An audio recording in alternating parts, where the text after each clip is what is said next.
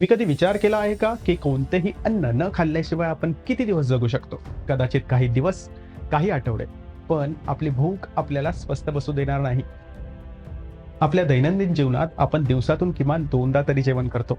प्रत्येक वेळी आपल्याला लागलेली भूक आणि इच्छेनुसार आपण अन्नाची मागणी करतो.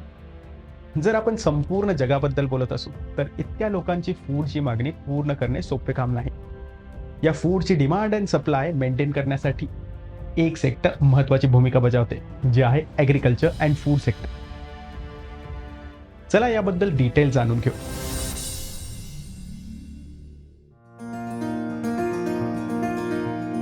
शेती हा मानवजातीच्या सर्वात जुन्या व्यवसायांपैकी एक आहे, जो मानवी अस्तित्वासाठी आवश्यक आहे. आज कृषी क्षेत्र म्हणजेच ॲग्रीकल्चर सेक्टरमध्ये काम करणे केवळ शेतात काम करण्यापेक्षाही बरेच काही आहे. यामध्ये अन्न, कापड उत्पादनात वापरल्या जाणाऱ्या पिकांच्या वाढीपासून ते पशुसंवर्धन आणि प्रजनन, तसेच प्रोडक्ट रिसर्च, मार्केटिंग आणि विक्री या सर्व गोष्टींचा समावेश आहे. ॲग्रीकल्चर करिअर पर्याय शेती आणि पशुपालन वगळताही बरेच आहे.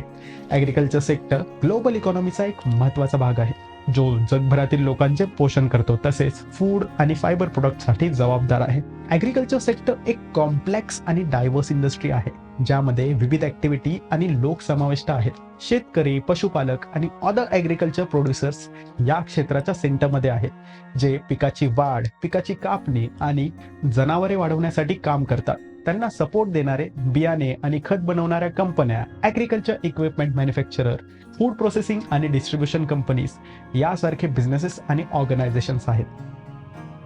तरी ॲग्रीकल्चर सेक्टरला अनेक चॅलेंजेसला सामोरे जावं लागते, जसे क्लायमेट चेंज, पिके आणि प्राण्यांवर कीड आणि रोगांचा प्रादुर्भाव होणे. याशिवाय ॲग्रीकल्चर सेक्टरमध्ये कीटनाशके आणि खतांचा वापर आणि ग्रीनहाऊस गॅस एमिशनमुळे होणाऱ्या एन्व्हायरमेंटल इम्पॅक्टसाठी अनेकदा टीका केली जाते. हे चॅलेंजेस असूनही ॲग्रीकल्चर सेक्टर ग्लोबल इकॉनॉमीचा एक महत्त्वाचा भाग आहे. कंटिन्युअस इनोव्हेशन आणि सस्टेनेबल प्रॅक्टिसच्या अडॉप्शनमुळे वाढत्या लोकसंख्येच्या गरजा पूर्ण करत आहे आणि हेल्दी सस्टेनेबल फ्युचरच्या दिशेने पावले उचलत आहे.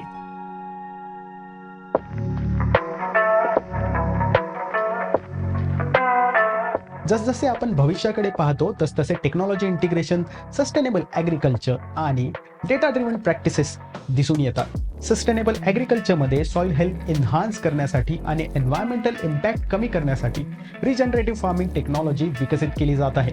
बराच डेटा अॅनालाइज करून बेटर क्रॉप मॅनेजमेंटसाठी डेटा ड्रिव्हन ॲग्रीकल्चरच्या मदतीने लार्ज सेट ऑफ इन्फॉर्मेशन गोळा केली जात आहे. चेंजिंग वेदर पॅटर्न्सना सामोरे जाणे आणि न्यू टेक्नॉलॉजी अडॉप्शन स्ट्रॅटेजीजचे अडॉप्शन करून क्लायमेट रेझिस्टंट फार्मिंग करणे इन्क्लूड आहे.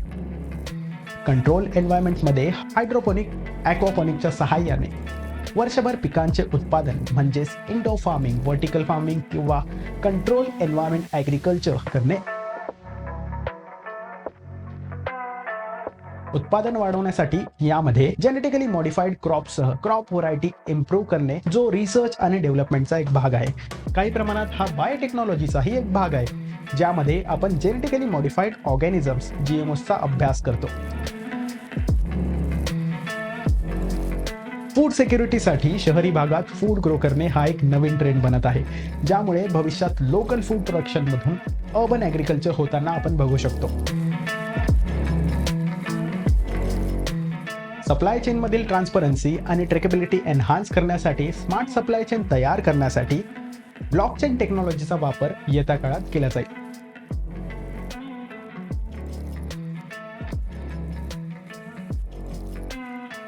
प्लॅन्टिंग, हार्वेस्टिंग आणि बीडिंगसाठी रोबोटिक फार्मिंगचा यूज, ऑटोमेशन सोबत काम करणे येत्या काळात दिसून येईल.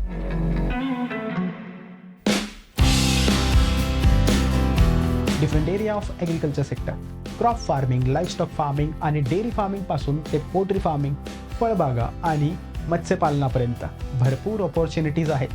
शेतकरी ते डेअरी प्रोसेसिंग वर्करपर्यंत कॉम्प्लेक्स रोल आहेत. तसेच ॲग्री बिझनेस प्रोफेशनल बिझनेस साईडची बाजू सांभाळतात, तर agriculture technology experts agriculture practices optimise करण्यासाठी इनोव्हेशन टूलचा वापर करतात. हे एक विशाल कोडे आहे, जिथे प्रत्येक तुकडा कितीही लहान असला तरी आपल्या सर्वांचे पोषण करण्यासाठी पूर्णपणे फिट होतो.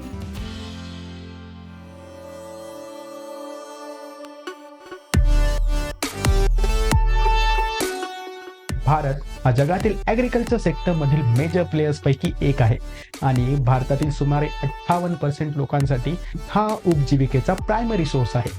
भारतात जगातील सर्वात मोठा गुरांचा कळप आहे.